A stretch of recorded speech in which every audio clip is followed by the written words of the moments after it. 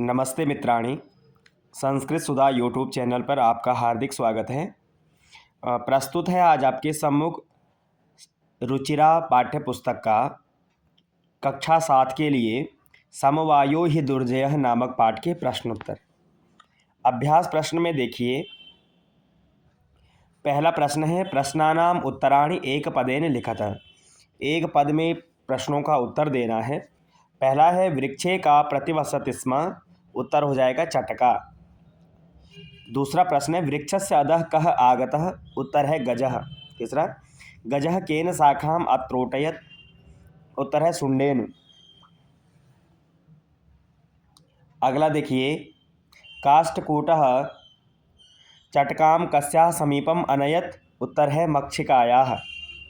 और अंतिम है मक्षिकाया मित्रम कः आसीत्, तो इसका उत्तर हो जाएगा मंडूकः।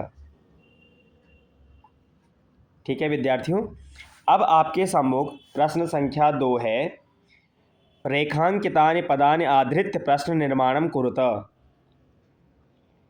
जो रेखांकित शब्द है उसके स्थान पर आपको एक प्रश्नवाचक शब्द का निर्माण करना है।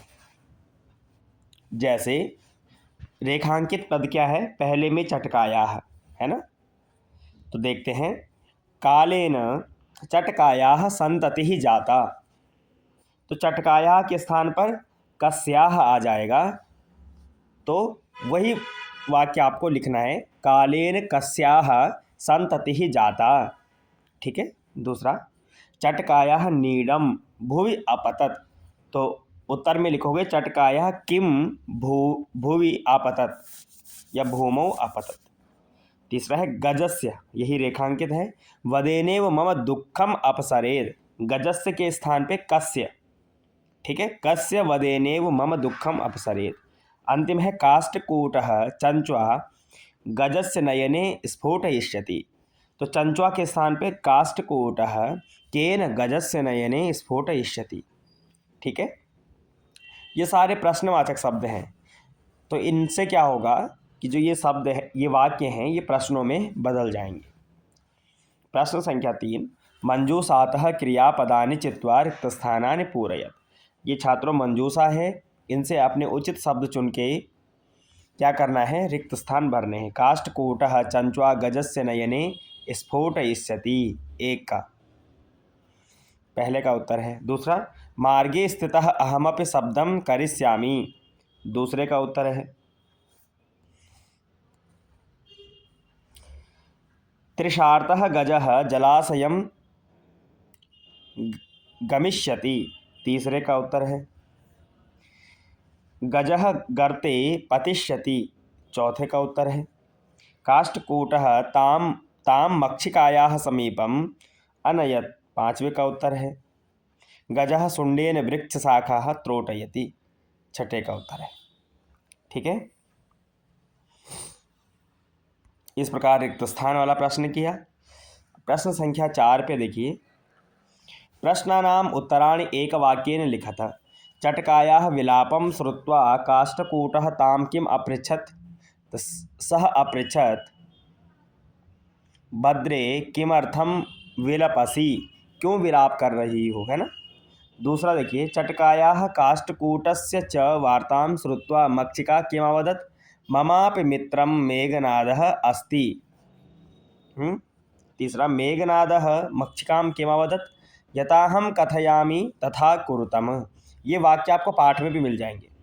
चटका काष्ठकूटम किमवदत्, एकेन दुष्टेन गजेन मम संतति नाशिता, कि किसी एक दुष्ट गज ने, हाथी ने मेरी संतति को क्या कर दिया, नष्ट कर दिया है। प्रश्न 5 में देखिए, उदाहरणम अनुसृत्य रिक्त स्थानानि पूरयत। यहाँ पे रिक्त स्थान भरने हैं छात्रों। यहाँ पर क्रियापद है, ये पुरुष हैं, प्रथम पुरुष में 3 रूप चलेंगे, एक वचन, द्विवचन, बहुवचन। पठिष्यति पठिष्यतः पठिष्यन्ति, ऐसे पतिष्यति पतिष्यतः पतिष्यन्ति, मरिष्यति मरिष्यतः मरिष्यन्ति। ख भाग में यहाँ पर मध्यम पुरुष मध्यम पुरुष, एक वचनम द्विवचनम बहुवचनम। गमिष्यति गमिष्यतः गमिष्यन्ति, क्षम्यतां, गमिष्यसि गमिष्यतः गमिष्यतः, धाविष्यसि धाविष्यतः धाविष्यतः, क्रीडिष्यसि क्रीडिष्यतः क्रीडिष्यतः। तीसरा उत्तम पुरुष में लेखिष्यामि लेखिष्यावः लेखिष्यामः, हसिष्यामि हसिष्यावः हसिष्यामः, द्रक्ष्यामि द्रक्ष्यावः द्रक्ष्यामः। ठीक है, इस प्रकार से धातु के रूप तीनों हमने पुरुष में तीनों वचनों में देखे। प्रश्न संख्या 6, उदाहरणम अनुसारम स्म शब्दम योजयित्वा भूतकालिक क्रियां रचयत। क्या होता है कि जैसे हमारे सामने कोई क्रिया है, जैसे मैंने कहा पठति, अब इसका अर्थ क्या हुआ? पढ़ता है, वर्तमान काल की क्रिया है, पर जब आप इसमें स्म जोड़ देंगे तो ये भूतकाल की क्रिया हो जाएगी। पठति स्म अर्थात पढ़ता था। मैंने कहा गच्छति, वर्तमान की क्रिया क्या अर्थ होगा? जाता है। जैसे स्म जोड़ा गच्छति स्म, जाता था। ऐसे ही छात्रों आप किसी भी धातु में स्म का प्रयोग करके उसको भूतकाल में बदल सकते हैं। तो ऐसे ही जैसे अवसत, ये तो धातु का रूप है, परंतु यदि इसको स्म का प्रयोग करके बदलना है तो कैसे? वसत स्म, रहता था। और अवसत का भी वही अर्थ है। अपठत तो पठत स्म, अत्रोटयत तोटयति स्म, अपतत पतति स्म, अपृच्छत पृच्छति स्म, अवदत वदति स्म, अनयत नयति स्म। ऐसे प्रश्न साथ में देखिए, रिक्त स्थान पूरे करने हैं। 3 पद दे रखे हैं, तीनों में से एक सही है, वो भरना है। तो पहला देखिए, एका बालिका मधुरम गायति। दूसरे में चत्वारः कृषका कृषिकर्माणि कुर्वन्ति। तीसरे में तानि पत्राणि सुंदराणि सन्ति, धेनवः दुग्धम ददति, वयम संस्कृतम अपठामः। ठीक है, तो प्रिय विद्यार्थियों, इस प्रकार हमने समवायो हि दुर्जयः नामक पाठ के प्रश्नोत्तर किए। कुल इसमें 7 प्रश्न थे। धन्यवाद।